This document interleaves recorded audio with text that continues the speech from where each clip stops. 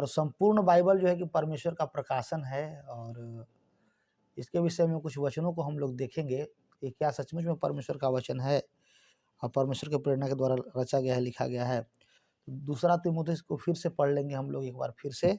ये मुख्य वचन है 3 अध्याय उसका, दूसरा तीमुथियुस 3 अध्याय 16 वचन 17 वचन, इसको थोड़ा सा पढ़ेंगे। संपूर्ण पवित्र शास्त्र परमेश्वर की प्रेरणा से रचा गया है और उपदेश और समझाने और सुधारने और धार्मिकता की शिक्षा के लिए लाभदायक है।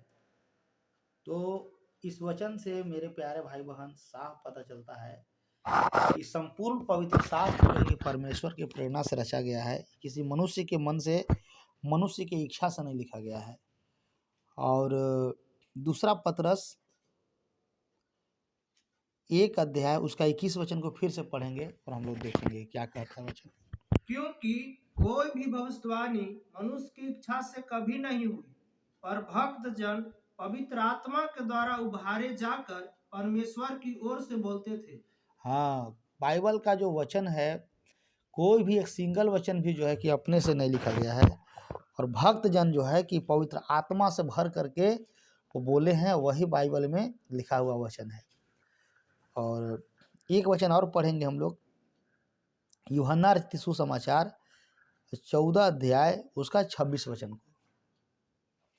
यूहन्ना रचित सुसमाचार 14 अध्याय 26 वचन को पढ़ेंगे। परंतु सहायक अर्थात पवित्र आत्मा जिसे पिता मेरे नाम से भेजेगा, वह तुम्हें सब बातें सिखाएगा और जो कुछ मैंने तुमसे कहा है वह सब तुम्हें स्मरण कराएगा।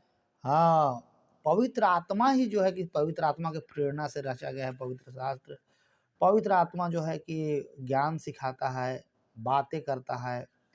और पवित्र आत्मा पिता परमेश्वर भेजते हैं मनुष्य के लिए, क्या करने के लिए भाई? तो केवल चंगाई करने के लिए नहीं, केवल भविष्यवाणी करने के लिए नहीं, और सिखाने के लिए ही।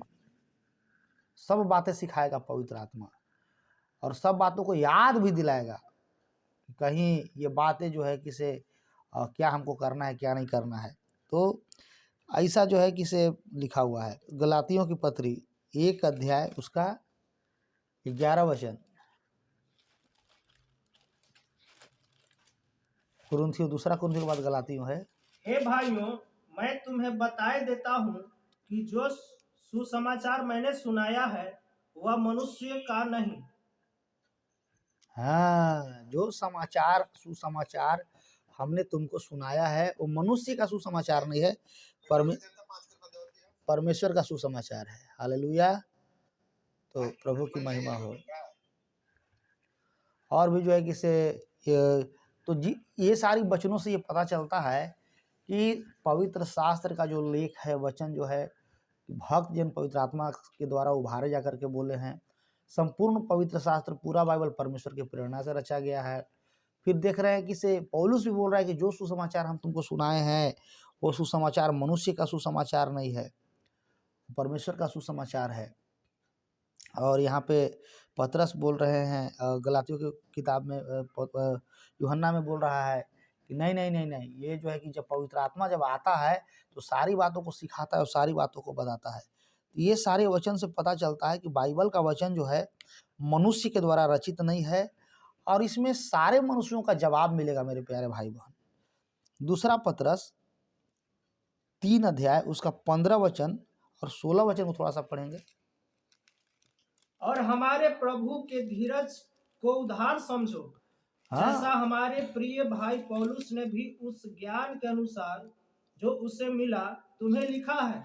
वैसे ही उसने अपनी सब पत्रियों में भी इन बातों की चर्चा की है, जिनमें कुछ बातें ऐसी हैं जिनका समझाना कठिन है, और अनपढ़ और चंचल लोग उनके अर्थों को भी पवित्र शास्त्र की अन्य बातों को तरह खींच तान कर अपने ही नाश का कारण बनाते हैं।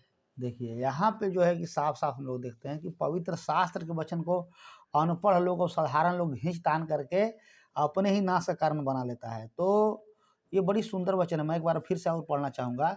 वैसे ही उसने अपनी सब पत्रियों में भी इन बातों की चर्चा की है, जिनमें कुछ बातें ऐसी है जिनका समझना कठिन है।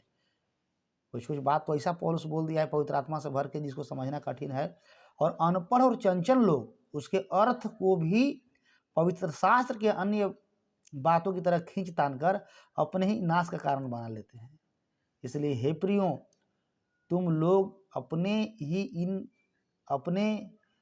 पहले ही इन बातों को जानकर चौकस रहो, ताकि अधर्मियों के भ्रम में फंसकर अपनी स्थिरता को कहीं हाथ से खो न दो। बहुत बड़ा बात यहाँ पे लिखा हुआ है कि कभी कभी कुछ लोग आप लोग को डिस्टर्ब कर सकता है कि नहीं बाइबल परमेश्वर का वचन नहीं है, ये जो है कि मनुष्य का वचन है, ये आदमी लोग ऐसे ही लिख दिया है। तो उसके चक्कर में जो है कि कहीं मतलब उद्धार और विश्वास को हाथ से निकल ना जाए अधर्मी के चक्कर में। तो यही बाइबल कहती है। तो बाइबल में बहुत जगह ऐसा बात लिखा हुआ है कि प्रभु ऐसा कहता है, परमेश्वर का वचन मेरे पास आया, प्रभु ऐसे कहते हैं, प्रभु ने कहा। तो ऐसा ऐसा शब्द जो है कि पूरे बाइबल में 3808 बार आया है। हालेलुया, 3808 बार ऐसा ऐसा वचन बाइबल में आया है। ध्यान से सुनिएगा कि प्रभु ने कहा, वचन ऐसा बताती है, और परमेश्वर ने कहा। 3808 बार ऐसा शब्द पूरे बाइबल में देखने के लिए मिलता है। इसी से पता चलता है कि ये मनुष्य का प्रेरणा से नहीं लिखा गया है, परमेश्वर की प्रेरणा से रचा गया है। और कुछ बातों को और हम आप लोगों को बतलाने के लिए चाहेंगे कि बाइबल परमेश्वर के वचन के द्वारा प्रमाणित किया हुआ है। बाइबल जो है कि परमेश्वर के वचन के द्वारा एकदम प्रकाशन और प्रमाण है, इसमें कोई शक संदेह की बातें नहीं है। और एक चीज़ बाइबल के बारे में कुछ 5-6 बातें हैं जो कि मुख्य बात है, जो कि बाइबल को छोड़ के दुनिया के कोई किताब में आपको ये चीज़ नहीं मिलेगा। बाइबल देखिए, पूरा बाइबल को लिखने में लोग बताते हैं कि अलग अलग समयों में 1600 साल का समय लगा है बाइबल लिखने में, अलग अलग टाइमिंग में, क्योंकि हर किताब का अपना अपना अवधि है, समय है कि कब लिखा गया, क्यों लिखा गया, कहाँ लिखा गया, कैसे लिखा गया, ये सारी बात बाइबल में आपको मिल जाएगा। तो बाइबल के मुताबिक जो है कि आप लोग इतना जान लीजिए कि इसे बाइबल जो है कि 1600 साल में लिखा गया है, लिखने में टाइम लग गया है इसका। 40 लोग से ज़्यादा लेखक को परमेश्वर प्रेरणा दिया, 40 लोग मिल करके ये 66 पुस्तक को लिखा है। और लेकिन इसमें एक चीज़ आपको मिलेगा कि 1600 साल लगा, 40 को लेखक के द्वारा लिखा गया लगभग। लेकिन जब बाइबल पढ़िएगा तो आपको लगेगा कि एक ही व्यक्ति बात कर रहा है। उत्पत्ति से प्रकाशित होकर पढ़ जाइए, आपको लगेगा कोई एक व्यक्ति हमसे बात कर रहा है, और वो परमेश्वर है। ये दुनिया कोई किताब में आपको ऐसा नहीं मिलेगा। दूसरा चीज कि बाइबल, ये दुनिया में बहुत किताबें हैं,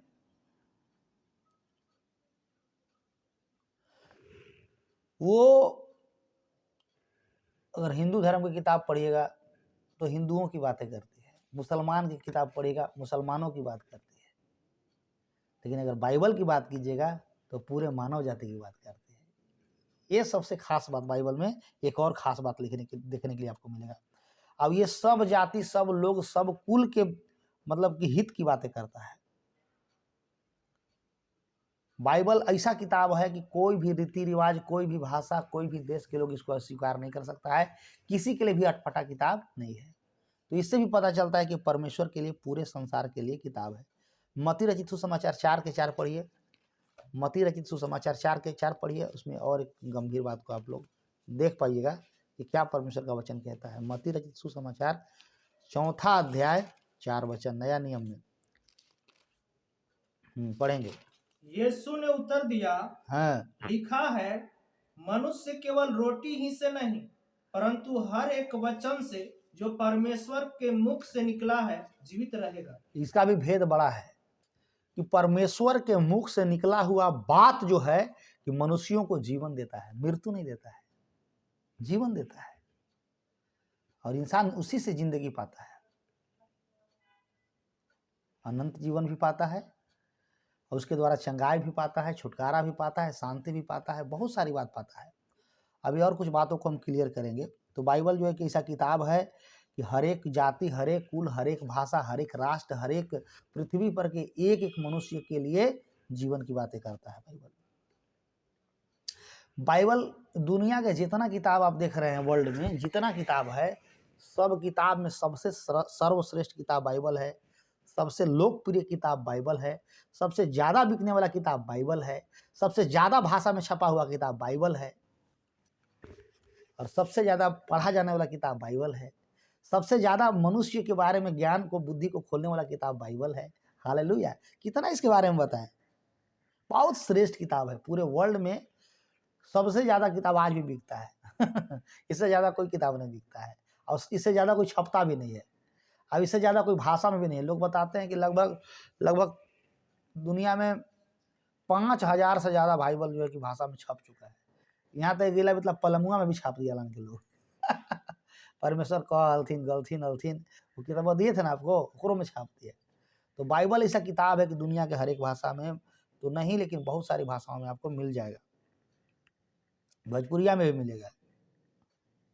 और बाइबल एक ऐसा किताब है मेरे प्यारे भाई बहन, इसका प्रभाव जो है देश को बदलने का ताकत रखता है। इसका प्रभाव देश बदल देगा, इसका प्रभाव व्यक्ति को बदल देगा, आदमी को बदल देगा, खड़े खड़े बदल देगा।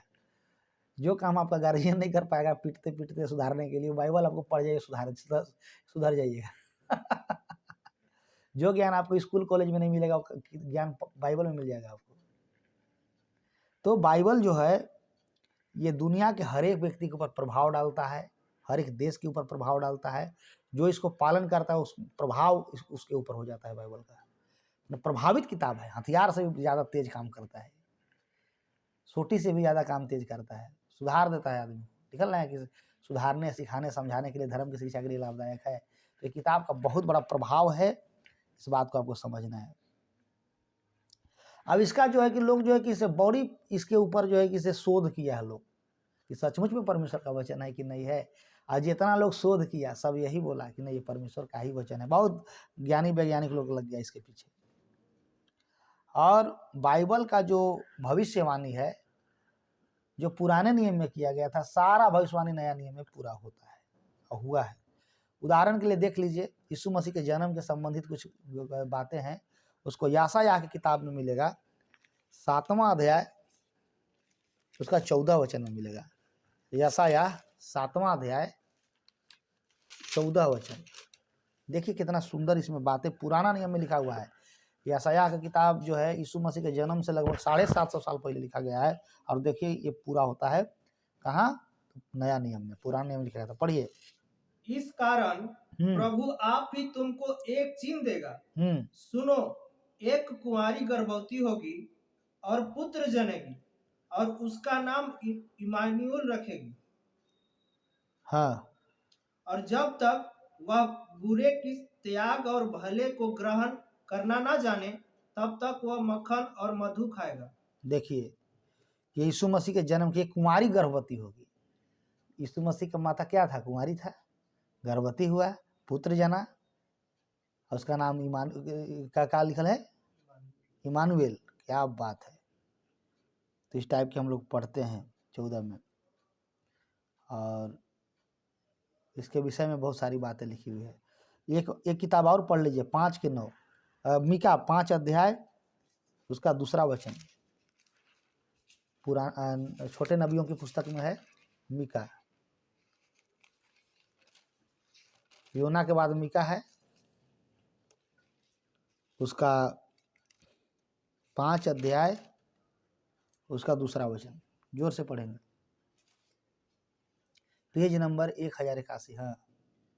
हे बैतलहम, हे बैतलहम एप्राता, यदि तू ऐसा छोटा है कि यहूदा के हजारों में गिना नहीं जाता, हाँ, तो भी तुझ में से मेरे लिए एक पुरुष निकलेगा जो इजराइलियों में प्रभुता करने वाला होगा।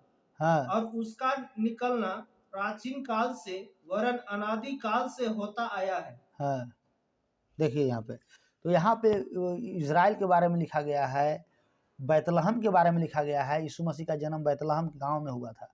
तो बैतलहम, यीशु मसीह कुंवारी से गर्भवती होगा, यीशु मसीह बैतलहम में जन्म लेगा, वो प्रभुता करेगा पूरे दुनिया के ऊपर, राज्य करेगा, शांति के साथ राज्य करेगा। ये सारी बातें जो है कि पुराने नियम में पहले से ही यीशु मसीह के बारे में लिख दिया गया था। इससे पता चलता है कि बाइबल का भविष्यवाणी जो है कि सब पूरा होने वाला भविष्यवाणी है। यह हेजकेल 36 अध्याय निकाल लीजिए, विलाप गीत के बाद हेजकेल पुराने नियम में मिलेगा, उसका 36 अध्याय 19 वचन, उसको देखिए उसमें क्या कहता है।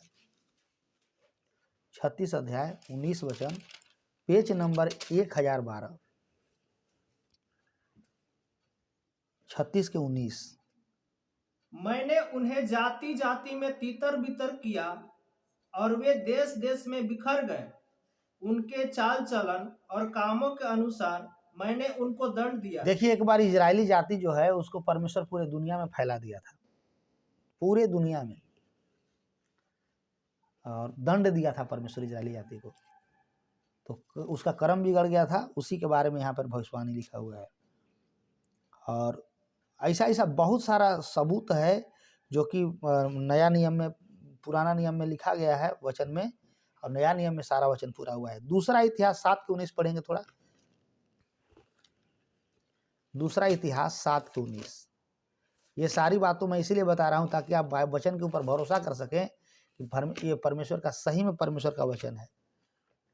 परंतु यदि तुम लोग फिरो और मेरी विधियों और आज्ञाओं को जो मैंने तुमको दी है त्यागो और जाकर पराये देवताओं की उपासना करो और उन्हें दंडवत करो, तो मैं उनको अपने देश में से जो मैंने उनको दिया है जड़ से उखाड़ूंगा और इस भवन को जो मैंने अपने नाम के लिए पवित्र किया है अपनी दृष्टि में दूर करूंगा, और ऐसा करूंगा कि देश देश के लोगों के बीच उसकी उपमा और नामधराई चलेगी।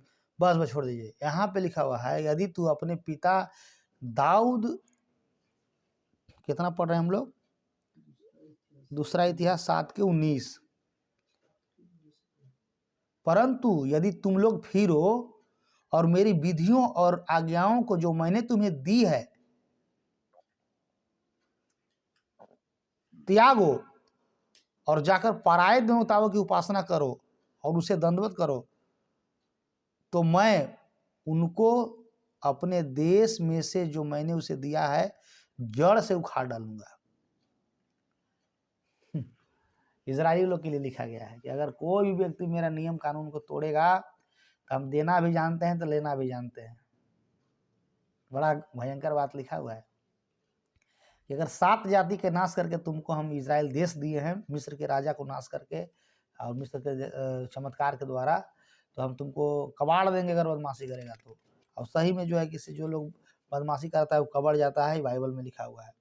ऐसे ऐसे बहुत सारे वचन जो है किसे आप जो है किसे मिला लीजिएगा तो ये सारी वचन पूरा हो गया है। और आज भी पूरा हो रहा है बहुत सारे वचन।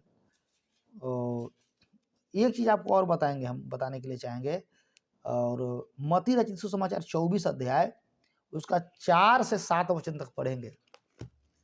मत्ती रचित सुसमाचार 24 अध्याय, उसमें देखिए 2000 साल पहले यीशु मसीह भविष्यवाणी करके बताया था, वो बात लिखा हुआ है कि 24 अध्याय उसका 4 वचन से 7 वचन तक पढ़ेंगे।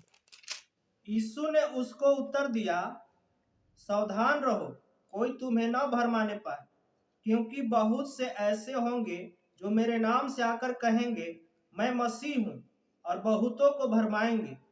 तुम लड़ाइयों और लड़ाइयों की चर्चा सुनोगे तो घबरा न जाना, क्योंकि इनका होना आवश्यक है, परंतु उस समय अंत न होगा, क्योंकि जाति पर जाति और राज्य पर राज्य चढ़ाई करेगा, और जगह जगह अकाल पड़ेंगे और भूकंप होंगे। बस, तो यहाँ पे देखिए यीशु मसीह अपना आगमन के बारे में बताया है कि जगत में बहुत से लोग भरमाने वाला पैदा हो जाएगा। बहुत सारे लोग भरमाने वाला सदियों से निकला चला आ रहा है। आजकल हम लोग खड़े देख रहे हैं कि मोबाइल में हम लोग को फोन आने लगा, हेलो हेलो भाई बहन से हमको समय दीजिएगा 2 घंटा। भाई बहन कौन भाई बहन आ गया भाई, कहाँ के भाई बहन है? लास्ट में बाइबल के रॉन्ग डॉक्ट्रिन, गलत शिक्षा को लोगों को प्रसारित कर रहा है। बोल रहा है कि बाइबल की किताब जो है गलत है, एक नया बाइबल हम दे रहे हैं, उसको पढ़िए। परमेश्वर का जीवित वचन उसका नाम दिया है। और बोल रहा है यीशु मसीह आ गए। और बाइबल में यीशु मसीह कहें कि चेला ऐसे नहीं बनता है। चेला बनाने के लिए आपको सुसमाचार सुनाना पड़ेगा, बपतिस्मा देना पड़ेगा, तब चेला बनता है। और वो सोच रहा है फोन ला के चेला बना दें। फोन पर चेला ये फोन पर चेला नहीं बनता है लोग, फोन पर कुछ नहीं होता है। तो उसको ज्ञान नहीं है बेचारा के, सब जगह फोन फान करके लोगों को भरमा रहा है। तो ये तो वचन पूरा हो रहा है। दरअसल लड़ाई भी जगह जगह हो रहा है। यूक्रेन रसिया में झगड़ा हुआ, भूकंप देखिए अभी तुर्की में चला आया। तो ये सारी बातें चिन्ह यीशु मसीह बताएं कि ऐसा चिन्ह होगा और लोग एक दूसरे को मार डालेंगे, पकड़वाएंगे, बहुत सारा पीड़ा का आरंभ होगा, बहुत सारा चीज होगा। अब ये सारा चीज हो रहा है। यीशु मसीह कहीं नहीं कहा है लोग कि तुम ब्रेड और मक्खन जो है कि लगा के बैठ के खाएगा और हालेलुया बोलत रहेगा। नहीं नहीं, सब ऐसा होगा तुम्हारे साथ। तो ये सारे भविष्यवाणी पूरा हो रहा है।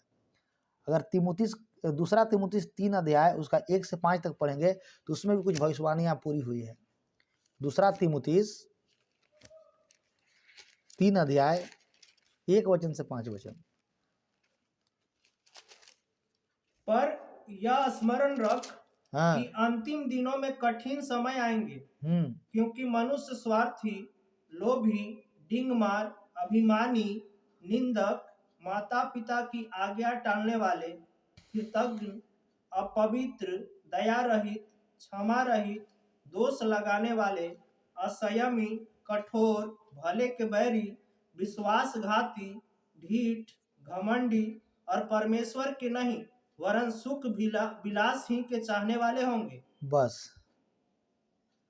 ऐसा ऐसा देखिए, वो जो है कि से बहुत सारा समस्या के बात लिखा हुआ है। कैसा आने वाला समय में ऐसा होगा। अभी सबसे बेसी लोभी, स्वार्थी, डिंगमार लोग पैदा हो गया है। स्वार्थ चलते आदमी जो है कि से अपना पूरा नेचर को खराब कर ले रहा है। लोभ के चलते अपना स्वभाव बिगाड़ ले रहा है। एक आदमी का हम स्वभाव का बताएं, हम तो बता रहे हैं ना कि अगर एक के सिक्का अगर लैट्रिन में गिर गया ना, अगर लैट्रिन करने समय एक आदमी को हम बता रहे हैं, करोड़पति आदमी के, उसमें हाथ डाल कर निकाल लेगा। ऐसा ऐसा आदमी को हम जानते हैं। अगर गलती से वो आदमी का आपको देना है 332 रुपया और 330 आप दे दिए हैं, तो 2 रुपया खातिर फांसी लगा लेगा कि 2 रुपया हमारे देखिए तो नहीं दिया फलना आदमी, मर जाएगा 2 रुपया खातिर। हम ऐसा ऐसा आदमी को जानते हैं। 2 रुपया खातिर मैंने 3-4 दिन नींद नहीं लगेगा। ऐसा ऐसा लोभी स्वार्थी आदमी को हम देख रहे हैं। अब पैसा अपराध है, क्या करते रे बापा। ये सब अंदर में तनी सा भी चैन नहीं है।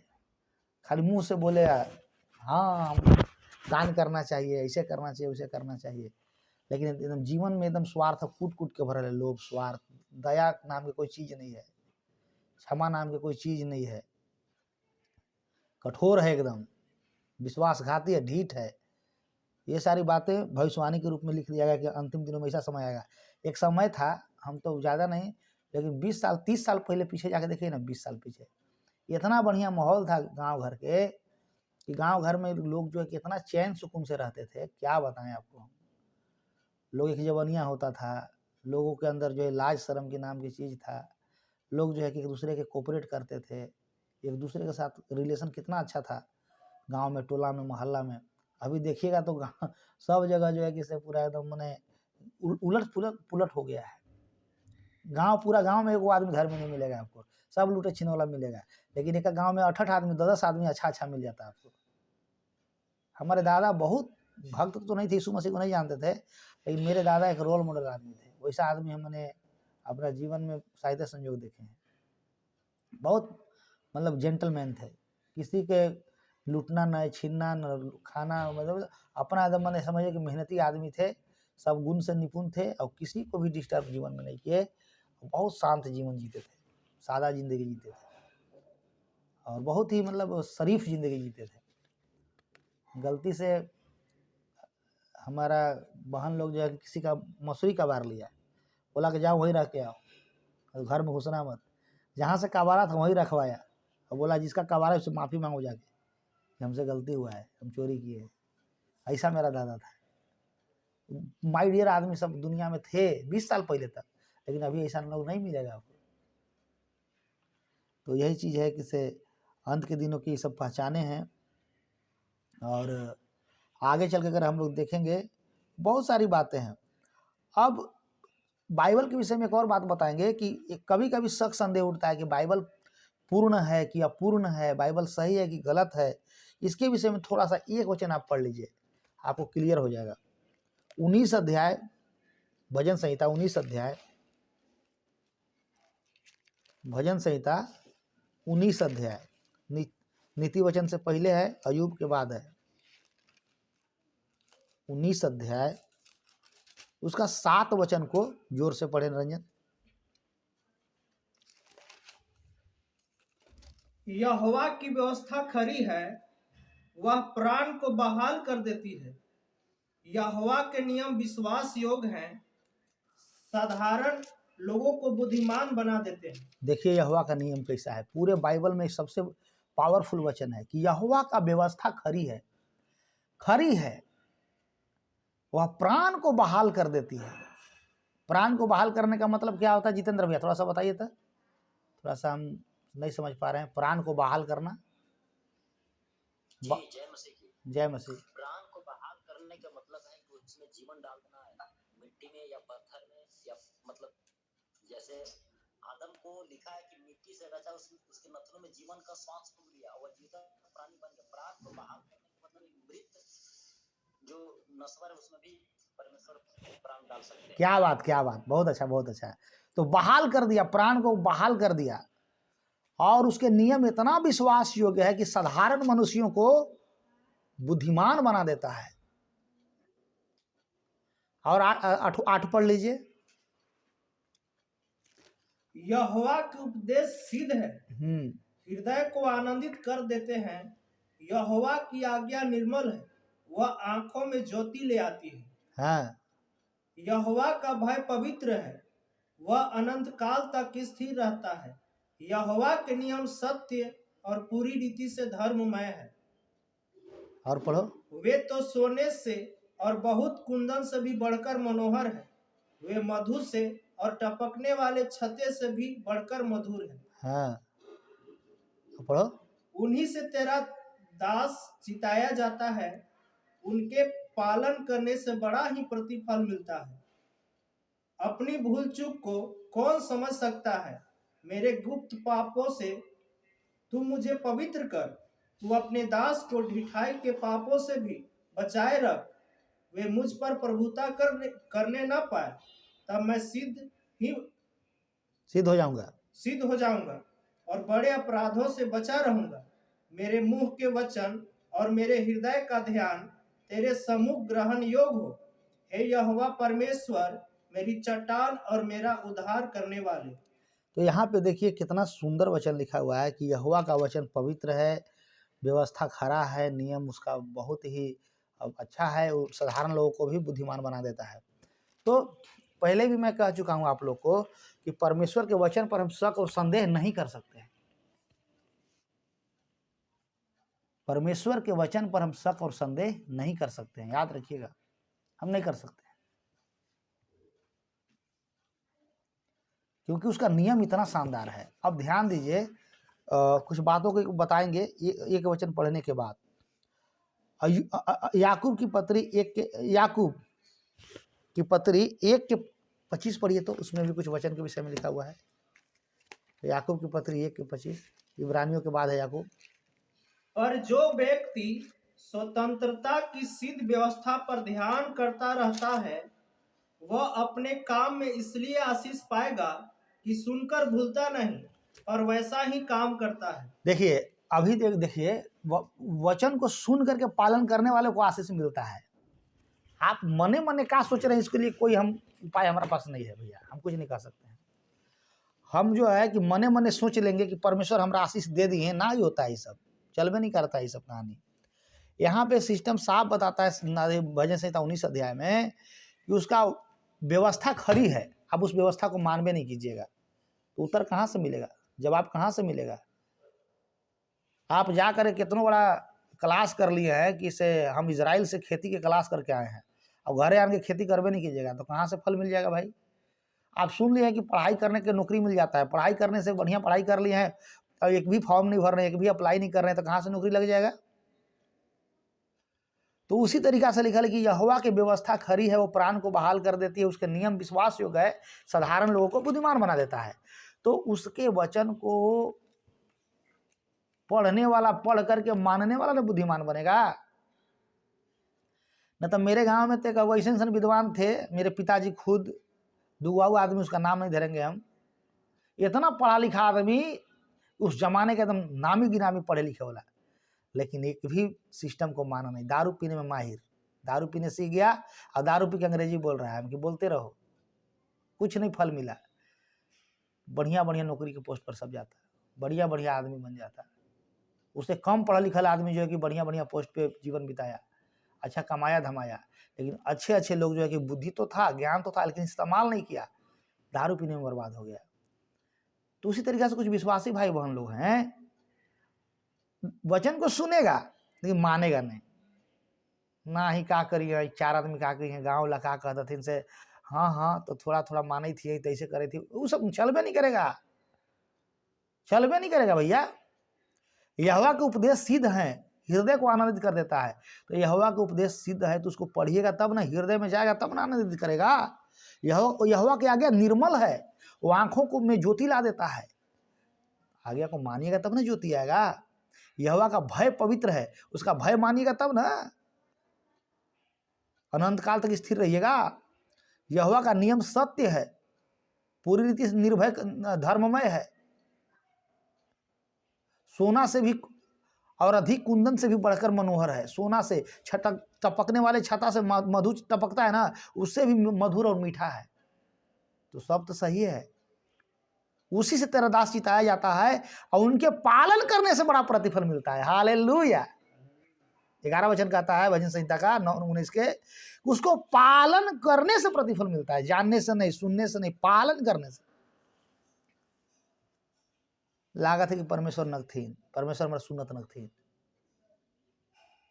अगर कोई बात अगर टाइट होके हम बोल दिए ना समझाने के लिए, तो आधा कलिसिया में से तुरंत भाग जाएगा आदमी, अभी 2-4 गो अभी कट जाएगा। यार टेढ़ा बतिया रहा है पास्टर, कंचन पास्टर बदल गल तुम, पहले नहीं सनक तुम, पहले बड़ी बढ़िया बोला तुम, अब टेढ़ा बोला था तुम। हम देखे हैं, हमने बहुत सारे लोगों को खो दिया जिसको ज्ञान देने के चक्कर में खो दिया। पेचकस लगा दिए, खोल खाल दिए, पेचकस लगा दिए तो भाई उसको अच्छा नहीं लग रहा है, हम ही बिगड़ल, तू सही बड़ा, तू गलती बड़ा, बोल लगी थी भैया।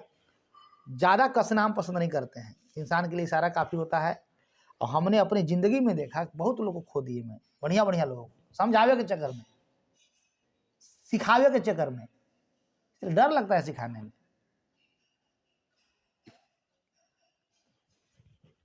मैं आप लोग से एक और सवाल पूछना चाहता हूं कि आप डायरेक्ट परमेश्वर के ऊपर दोष मत लगाइए, पास्टर के ऊपर दोष मत लगाइए। अगर जो लगाते होंगे आप एक बार अपने आप से भी पूछिए कि आपने ब्लेसिंग को पाने के लिए किसी भी क्षेत्र में क्या किया। कुछ नहीं भैया, कुछ नहीं कैले, क्या किया जवाब दीजिए।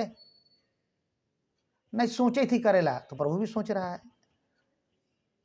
ना भैया विश्वास नहीं धसत, प्रभु आपको जब परमेश्वर विश्वास नहीं धस रहा है, जो आपको बनाया है, तो परमेश्वर के आपके ऊपर कैसे विश्वास आ जाएगा जी। उसको तो धसा, अपना जीवन दे के दिखाया, फिर भी नहीं धस रहा है। नियम नहीं पालन कर रहे हैं, सिस्टम में नहीं चल रहे हैं, अपना दिमाग में चल रहे हैं। सुबह से शाम तक अपना बुद्धि से चले और सांझ के परमेश्वर से आशीष खोज रहे हैं, कभी जिंदगी में नहीं मिलेगा। काय मिलेगा। परमेश्वर दुनिया बनाया, समुद्र बनाया, जीव जंतु बनाया, पहाड़ बनाया, नदी नाला बनाया, फल फ्रूट बनाया, अनाज बनाया, सोना चांदी बनाया, फिर आपको बनाया। और आप बैठल बैठल जो है कि से उसके नियम कानून को जो है कि त्याग रहे हैं। तो बाइबल बताती है कि उसका नियम कानून बहुत बढ़िया है, साधारण लोगों को बुद्धिमान बना देगा, हृदय को आनंदित कर देगा। अगर आप लोग जो गरीब समझते होंगे अपने आप को, सोना चांदी से भी मूल्यवान हो बढ़ करके परमेश्वर का वचन है।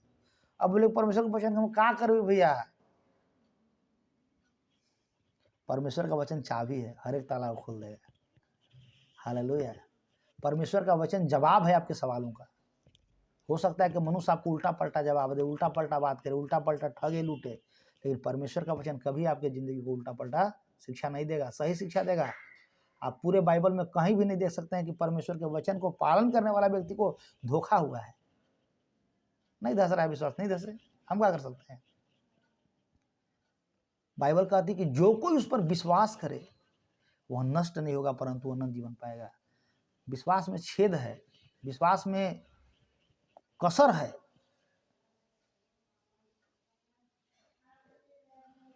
कभी कभी हम लोग अपने आप को नहीं जांचते हैं, अपनी स्थिति को नहीं जांचते हैं। जांचना है। कभी भी उस महान परमेश्वर को मूर्खता से दोष नहीं लगाना है, कभी भी। एक गलती तो करना ही नहीं है। बाइबल कहती है कि कुम्हार कभी मिट्टी को नहीं कह सकता है कि हमको क्या बनाइएगा। एक मिट्टी से ढकनी बना देगा, एक मिट्टी से दिया बना देगा, अब एक मिट्टी से मूर्ति बना देगा, अब एक मिट्टी से जो है कि खपड़ा बना देगा। मिट्टी का औकात है क्या खातिर कि तुमको खपड़ा काहे बना दिया? बना दिया, क्या बना दिया? अगर मूर्ति लायक मिट्टी है तो मूर्ति बनाएगा, उसको ईंटा कभी नहीं बनाएगा। घड़ा लायक है तो घड़ा ही बनाएगा। घड़ा लायक मिट्टी में एकदम मुलायम होता है और उसमें से एक एक कंकड़ को निकाला जाता है फ्रेश। लेकिन अगर अकड़ाऊ रहे तो बना दो ईंटा, उसको घर में काम करेगा। लेकिन है मुलायम तो उसको मुलायम में जैसा काम होगा, उसका बर्तन बनेगा, दिया बनेगा, ढकनी बनेगा, सुराही बनेगा। लेकिन कहीं गलती से वो जो है कि अकड़ाऊ मिट्टी है, अपने आप में मिट्टी को ही ना बनाया जाता है। आप कैसा मिट्टी हैं? गाना है, मेरे प्रभु तू है कुम्हार, सृष्टि का करता है तू, मैं मिट्टी हूँ हाथों में तेरे, ढाल अपने सांचे में तू। तो आप गीला मिट्टी हैं कि टाइट मिट्टी हैं, कि आप फूटना नहीं चाह रहे हैं, गीला बनना नहीं चाह रहे हैं, ये असर कसर अपने आप में देख लेना है। प्रभु है, आपको कहने से ऐसा नहीं है कि प्रभु नहीं है। अगर हम कहेंगे प्रभु नहीं है तो प्रभु नहीं रहेगा, हम कहेंगे सूरज नहीं है तो नहीं रहेगा। है, उसकी आत्मा को हमने महसूस किया है, उसके वचन को हमने पढ़ा है। तो कभी भी जीवन में उसके ऊपर दोष मत लगाइएगा। कोई भी व्यक्ति, उसके व्यवस्था पर चलिए, उसके सिस्टम में चलिए। आप नहीं मानिएगा मत मानिए, आपको नहीं मानने से उसको नुकसान नहीं, आपको नुकसान है, क्योंकि वो है ये है। आप अपने आप में नम्रतापन लाना है, उसके शिक्षा को पालन करना है। लिखल है कि उन्हीं से तेरा दास जिताया जाता है और उनके पालन करने से बड़ा प्रतिफल मिलता है। पालन करने से, सुनने से नहीं, पढ़ने से नहीं, सुन के पढ़ के वो पालन करने से, यही घटना है। तो ये कहीं कहीं जो है कि से आप बुड़बक मत बनिएगा। आपको जो बता दे रहे हैं, ये रात के काल में समय में बहुत मीठा मीठा आदमी बात बोल करके आपको चल देगा और आपको निराशा हासिल हो जाएगा। कोई भी लोग अगर चंगाई परमेश्वर से चाह रहे हैं तो उसको जांच लीजिए कि चंगाई क्यों नहीं हमको मिल रहा है और कैसे चंगाई हमको मिलेगा। बाइबल में सारा जवाब है। कुछ लोग गरीबी से उबरना चाह रहे हैं, कैसे परमेश्वर धन दौलत लोगों को दिया, कैसे साधारण लोगों को धन दौलत दे करके राजा बना दिया, उसको पढ़िए, बाइबल में लिखा हुआ है। उसके लिए उन्होंने क्या किया, उस रास्ता पर चलिए। कैसे परमेश्वर लोगों को बुद्धि ज्ञान दिया साधारण लोगों को, उसके लिए पढ़िए वचन में। कौन जवाब नहीं है। देश के देश राजा बन गया, हम लोग जो है कि से परमेश्वर पर दोष लगाओ चल रहे हैं। देश के देश, अमेरिका, इंग्लैंड, ब्रिटेन सब जो है कि से देश चला रहा है इसी वचन से। हम लोग अपना घर नहीं चला पा रहे हैं, अनपढ़ गंवार आदमी हम लोग हैं। तो वचन के पालन करने से बड़ा प्रतिफल मिलता है। नहीं पालन कीजिएगा, वचन को नहीं पालन कर रहे हैं, नहीं मान रहे हैं, इसका मतलब परमेश्वर को आप विश्वास नहीं कर रहे हैं। विश्वास नहीं कर रहे हैं तो परमेश्वर पर कैसे विश्वास करेगा। सिस्टम न है, खेती बाड़ी करने परमेश्वर सिखाता है, हर एक चीज़ का, चंगाई का खेती, भलाई का खेती, दया का खेती, सब सिखाया गया है हमें, और सब फलेगा फूलेगा भी। इस बात को आपको ध्यान रखने की आवश्यकता है। तो प्रभु आशीष करे। प्रभु के वचन के ऊपर कभी दोष मत लगाइएगा, भूल करके भी, नहीं तो उस आदमी का जन्म ही नहीं होता तो भला था। अपना देखिए कौन सा सिस्टम, क्या कैसे हमारा जीवन घर परिवार में गड़बड़ी चल रहा है, कैसा मेरा भक्ति का जिंदगी है, कैसा मेरा उपवास का जिंदगी है, कैसा मेरा प्रार्थना का जिंदगी है। प्रभु जो कुछ भी दिया है उसको ग्रहण कीजिए ना। बाइबल साफ कहती है कि जो माता पिता को मुझसे अधिक प्रिय जानता है मेरे लायक नहीं, जो बाल बच्चा को मुझसे अधिक प्रिय जानता है मेरे योग्य नहीं, और जो प्राण को भी अप्रिय न जाने मेरे योग्य नहीं। अगर आप जो है कि यीशु से बढ़कर अपने बच्चे को आदर देते हैं, चाहे बच्चे से प्रेम करते हैं, आप यीशु मसीह के लायक नहीं है। आप अपने माता पिता को यीशु मसीह से बढ़कर चाहते हैं, आप मसीह के लायक नहीं। आप अपने प्राण को भी यीशु मसीह से प्रिय जानते हैं तो आप मसीह के लायक नहीं। एक समय आएगा कि आपको प्राण पर पड़ जाएगा, यीशु मसीह के मानने के चलते आपको प्राण देना पड़ रहा है। उस समय आप जो है कि से प्राण भी अगर यीशु मसीह के लिए दे देते हैं तभी आप उसके लायक स्वर्ग में प्रवेश करते हैं, क्योंकि यीशु मसीह प्राण दे के दिखाया है हमको कि हम तुमसे प्राण से भी ज़्यादा प्यार करते हैं।